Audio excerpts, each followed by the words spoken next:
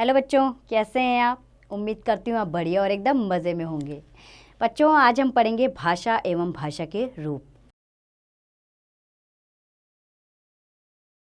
बच्चों, भाषा वह साधन है जिसका प्रयोग हम बातचीत में करते हैं। भाषा का हमारे जीवन में विशेष एवं महत्वपूर्ण स्थान है। भाषा के बिना हम अपने जीवन की कल्पना भी नहीं कर सकते। तो बच्चों, सोच कर देखिए, यदि भाषा ना होती तो क्या होता। चित्र एक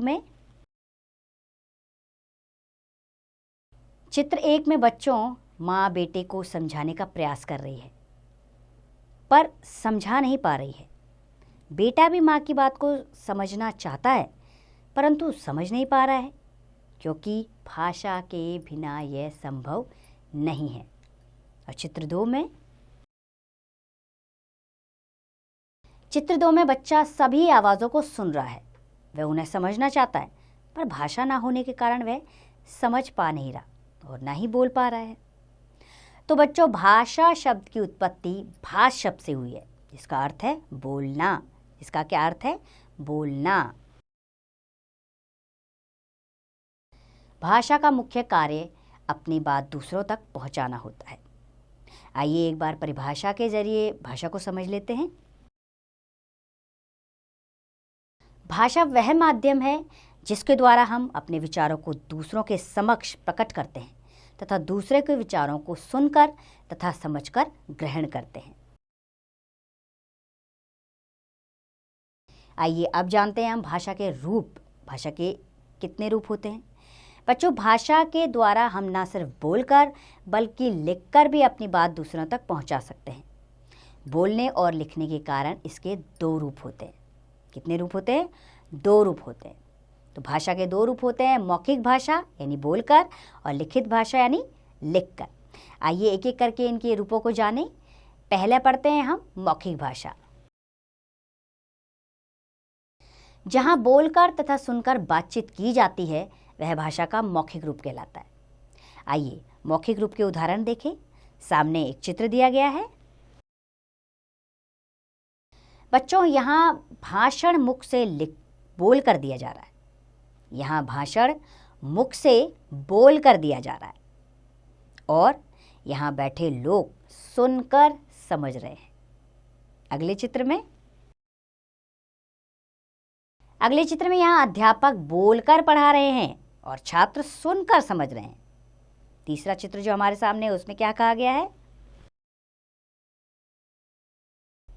यहाँ टेलीफोन पर दो बच्चे बोलकर और सुनकर बातचीत कर रहे हैं। अब जानेंगे बच्चों लिखित भाषा। अभी हमने इससे पहले पढ़ा मौखिक भाषा। जहां लिखकर अपने विचार दूसरों तक पहुंचाए जाते हैं, वह भाषा का लिखित रूप कहलाता है। आइए लिखित रूप के भी उदाहरण देखें। पहला चित्र हमारे सामने है। इस चित्र में यहाँ अध्यापिका बोर्ड पर लिखना सिखा रही है और बच्चे कॉपी में लिख रहे हैं। अध्यापिका लिखकर सिखा रही है और बच्चे भी लिख रहे हैं कॉपी में। और अगले चित्र में यहाँ अखबार में लिखे समाचार पढ़कर समझे जा रहे हैं, अर्थात अखबार में लिखा हुआ है उसको एक आदमी पढ़ रहा है। तो बच्चों, इन चित्रों से स्पष्ट है कि हम बोलकर या लिखकर अपनी बात दूसरों तक पहुंचाते हैं और दूसरे लोग सुनकर या पढ़कर बात को समझते हैं। आइए भारत की प्रचलित भाषाओं के बारे में भी जानें। बच्चों, भारत में अनेक भाषाएं बोली जाती हैं, जिनमें से कुल 22 भाषाओं को ही मान्यता प्राप्त है। कितनी भाषाओं को? 22। हिंदी हमारी राजभाषा है। राजभाषा किसे कहते हैं? सरकारी कामकाज, यानी कि जो भी हमारे सरकारी कामकाज होंगे हिंदी में, इसलिए ये राजभाषा है। इसके अलावा समाज में अनेक बोलियां भी प्रचलित है। किसी क्षेत्र विशेष में बोली जाने वाली भाषा को बोली कहते हैं। क्या कहते हैं उसे? बोली कहते हैं। संसार में केवल मनुष्य की ही भाषा होती है। पशु पक्षियों की आवाज़ों को भाषा नहीं कहा जा सकता। आइए उदाहरण देखें। पहले चित्र में म्याऊं म्याऊं बिल्ली कैसे करती है? म्याऊं म्याऊं। ये कोई भाषा नहीं है। चिड़िया ची ची और कुत्ता कैसे करता है? भौं भौं। ये भाषा नहीं है। और कौवा कैसे बोलता है? काँव काँव। और कबूतर गुटरगू गुटरगू। और तोता टें टें। ये सब ध्वनि है लेकिन भाषा नहीं है। आइए जानने योग्य बातें भी जान ले इस पाठ की। जैसे संसार में मनुष्य के अतिरिक्त कोई भी प्राणी वर्णों एवं शब्दों को जोड़कर वाक्य बनाकर बोलने की योग्यता नहीं रखता, अर्थात केवल ये योग्यता मनुष्य के पास है कि मनुष्य के पास एक शक्तिशाली दिमाग है। वही वर्णों को जोड़ सकता है और वही वर्णों को जोड़कर शब्द बना सकता है और शब्दों को जोड़कर वाक्य बना सकता है। ऐसा और कोई नहीं कर सकता। पशु पक्षी केवल आवाज़ करते हैं, उनकी आवाज़ों को भाषा नहीं माना जाता। आइए इस पाठ की ध्यान देने वाली योग्य बातों को समझ लेते हैं।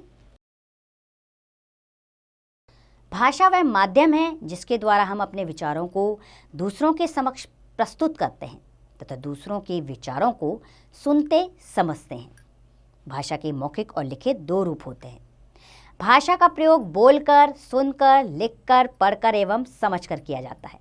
संसार में अनेक भाषाएं बोली तथा लिखी जाती है। तो उम्मीद करती हूँ बच्चों आपको ये पाठ अच्छे से समझ आया होगा। अब आप भी भाषा और उसके भेद को लिखने और बोलने का प्रयास कीजिए और इसका अभ्यास कार्य आप स्वयं कीजिए।